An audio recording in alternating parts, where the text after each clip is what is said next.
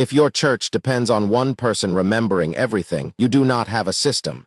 You have a future emergency. The prayer request is buried in a text message.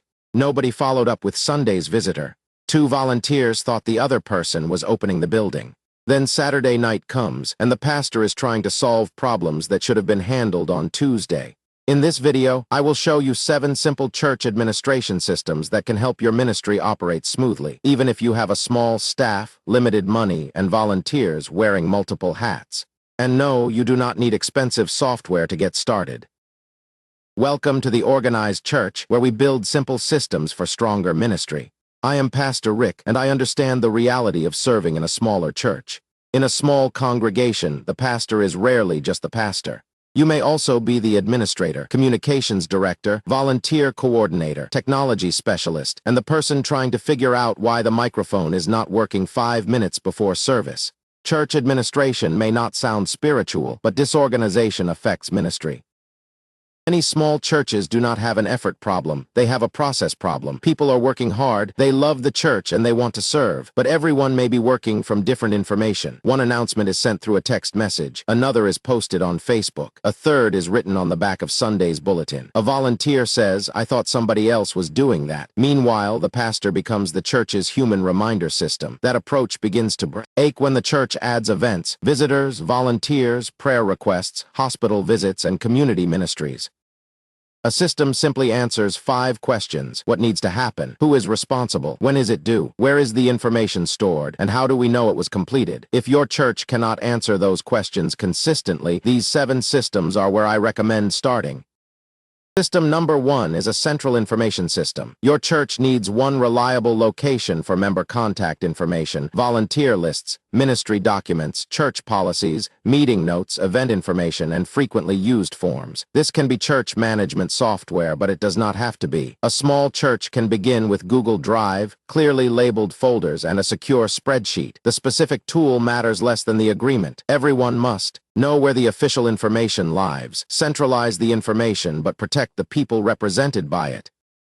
System number 2 is a weekly planning system. Many churches plan Sunday on Saturday. That creates unnecessary pressure and leaves little time to correct mistakes. Instead, divide the work across the week. On Monday, review what happened Sunday and record anything requiring follow-up. On Tuesday, assign responsibilities and confirm the coming schedule. On Wednesday, prepare announcements, communication, and worship materials. On Thursday, verify volunteers, technology, supplies, and building needs. On Friday, complete the final review. The goal is to remove the Saturday night surprise.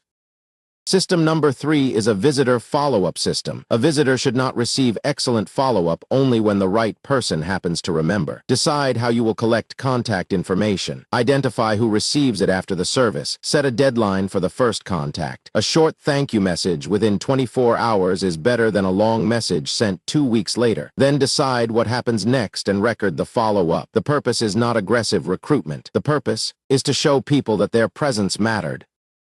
System number 4 is volunteer scheduling. Your volunteers need to know when they are serving, where they should report, what they are responsible for, who to contact if they cannot serve, and how to find instructions for the role. Publish schedules in advance whenever possible. Avoid building the entire system around individual text messages. Every volunteer role should also have a short written description. Clear expectations reduce frustration and make it easier for new people to serve.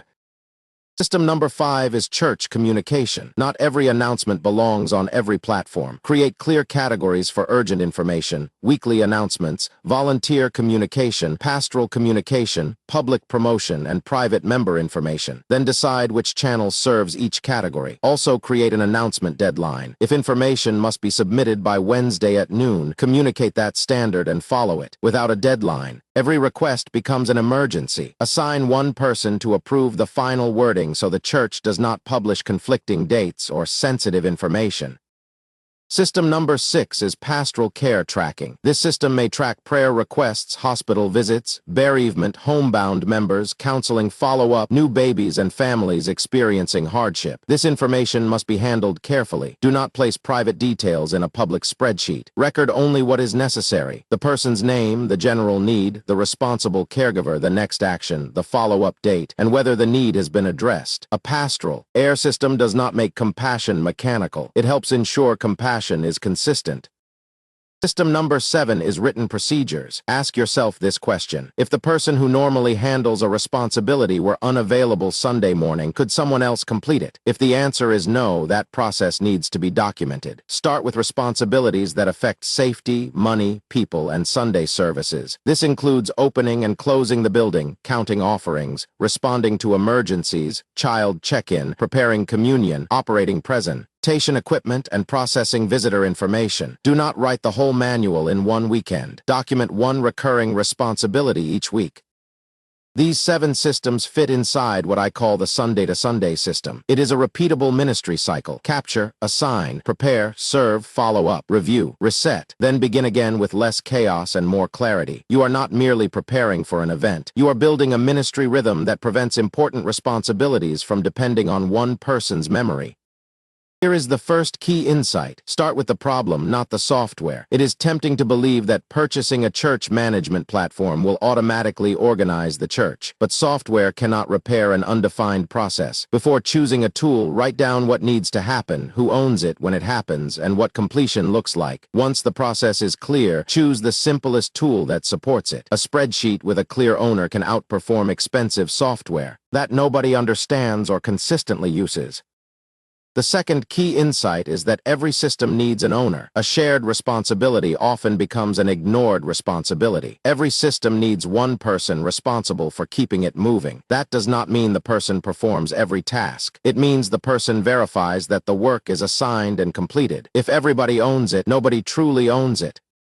Third key insight is to build systems that serve people. The purpose of church administration is not control, it is care. We organize visitor information because people matter. We schedule volunteers because their time matters. We track pastoral care because hurting people matter. We prepare for Sunday because worship matters. The strongest church system is not necessarily the most advanced. It is the one your people can understand and consistently follow.